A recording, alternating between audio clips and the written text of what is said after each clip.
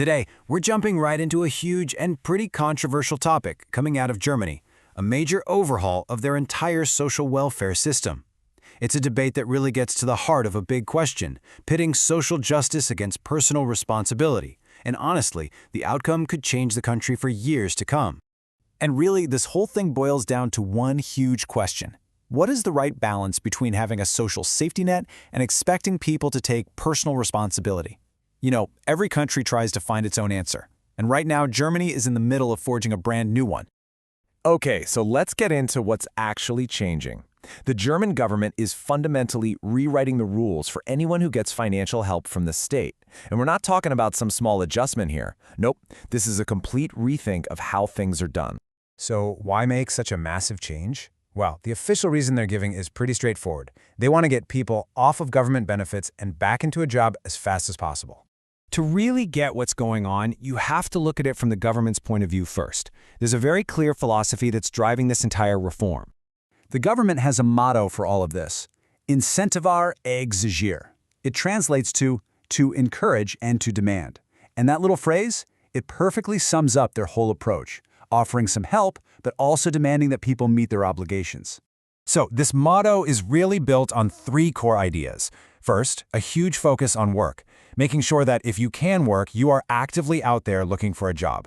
Second, they're framing it as a matter of social justice. They argue the old system just wasn't fair to people working low-wage jobs. And finally, they say it's about cracking down on abuses of the system and pushing people to become financially independent. So what about that demand part of the motto? How do they enforce it? Well, this is where it gets really serious. They're bringing in much tougher sanctions.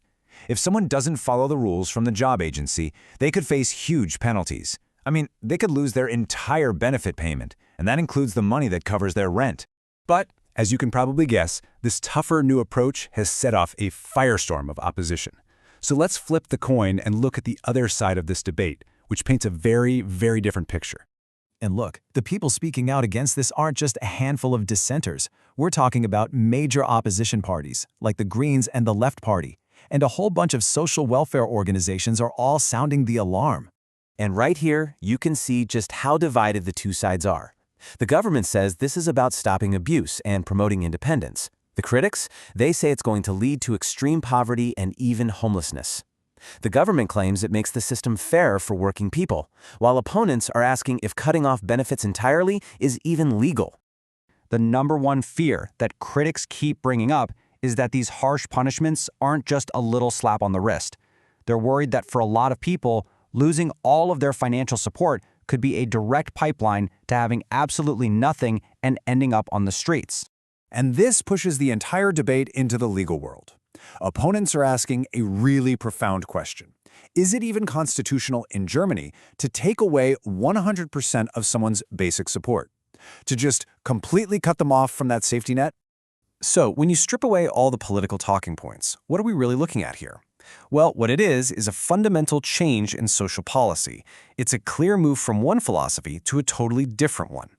Ultimately, what this all comes down to is Germany making a very deliberate choice. They're swapping out a system that was widely seen as pretty generous for a new one that's built on pressure. The whole idea of the social safety net is being transformed. So this new German paradigm, it's a system that puts way more pressure and a lot more demands on people who get benefits. The main goal isn't just to support them anymore, it's to push them into the job market, using the threat of these sanctions as the primary motivation.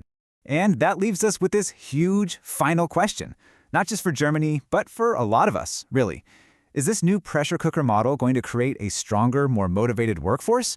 Or is it going to backfire and create a more vulnerable society where the people who need help the most are at risk of falling through the cracks completely? Only time will tell.